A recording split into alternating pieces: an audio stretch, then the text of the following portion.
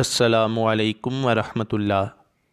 مزید اچھی اور اسلامک ویڈیوز حاصل کرنے کے لیے ہمارے اس چینل کو سبسکرائب کریں اور اس کے ساتھ بیل آئیکن پر لازمی کلک کریں۔ شکریہ۔ بسم اللہ الرحمن الرحیم۔ حضرت فقیہ ابو اللیث رحمۃ اللہ علیہ نے فرمایا، 7 باتوں میں اللہ تعالیٰ کے خوف کا پتہ چل جاتا ہے۔ اول یہ کہ انسان کی زبان غلط بیانی، غیبت، چغلی، تہمت اور فضول بولنے سے بچی ہو، اور اللہ تعالیٰ کا ذکر کرنے، تلاوت کلام پاک کرنے اور دینی علوم سیکھنے میں لگی ہو۔ دوم یہ کہ اس کے دل سے عداوت، بہتان اور مسلمان بھائیوں کا حسد نکل جائے، کیونکہ حسد نیکیوں کو چاٹ جاتا ہے، جیسا کہ فرمان مصطفی ہے، حسد نیکیوں کو کھا جاتا ہے جیسے آگ لکڑی کو کھا جاتی ہے۔ جاننا چاہیے کہ حسد دل کی رذیل ترین بیماریوں میں سے ایک بیماری ہے، اور دل کی بیماریوں کا درمان صرف علم و عمل سے ہی ہو سکتا ہے۔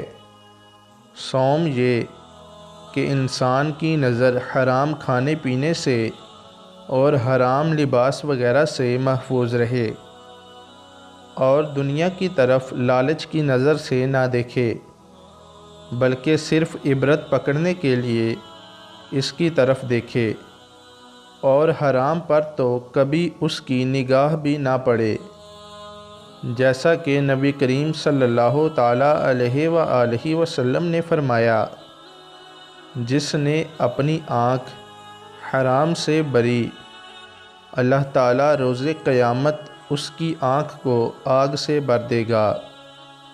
چہارم یہ کہ انسان کے پیٹ میں حرام غذا نہ جائے، یہ گناہ کبیرہ ہے۔ حضور نبی کریم صلی اللہ تعالیٰ علیہ وآلہ وسلم نے فرمایا، بنی آدم کے پیٹ میں جب حرام کا لقمہ پڑا تو زمین و آسمان کا ہر فرشتہ اس پر لعنت کرے گا جب تک کہ وہ لقمہ اس کے پیٹ میں رہے گا، اور اگر اسی حالت میں مرے گا تو اس کا ٹھکانہ جہنم ہوگا۔ پنجم یہ کہ جانب حرام دست دراز نہ کرے، بلکہ حتی المقدور اس کا ہاتھ اطاعت الہی کی طرف بڑھے۔ حضرت کعب الاحبار رضی اللہ تعالی عنہ سے روایت ہے کہ اللہ تعالیٰ نے سبز موتی کا محل پیدا فرمایا، اس میں 70,000 گھر ہیں، اور ہر گھر میں 70,000 کمرے ہیں۔ اس میں وہی داخل ہوگا جس کے سامنے حرام پیش کیا جائے، اور وہ صرف خوف الہی کی وجہ سے اسے چھوڑ دے۔ ششم یہ کہ انسان کا قدم اللہ تعالیٰ کی نافرمانی میں نہ چلے، بلکہ صرف اس کی اطاعت و خوشنودی میں رہے، عالموں اور نیکوں کی طرح حرکت کرے۔ ہفتم یہ کہ عبادت و مجاہدہ، انسان کو چاہیے کہ خالص اللہ تعالیٰ کے لیے عبادت کرے، ریاکاری و منافقت سے بچتا رہے۔ اگر ایسا کیا تو یہ ان لوگوں میں شامل ہو گیا جن کے متعلق ارشاد خداوندی ہے، وَالْآخِرَةُ عِندَ رَبِّكَ لِلْمُتَّقِينَ، اور تیرے رب کے نزدیک آخرت ڈرنے والوں کے لیے ہے۔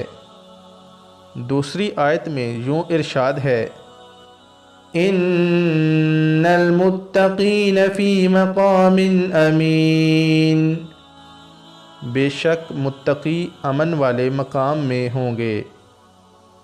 گویا کہ خداوند تعالیٰ یہ فرما رہا ہے کہ یہی لوگ متقی اور پرہیزگار قیامت کے دن دوزخ سے چھٹکارا پائیں گے۔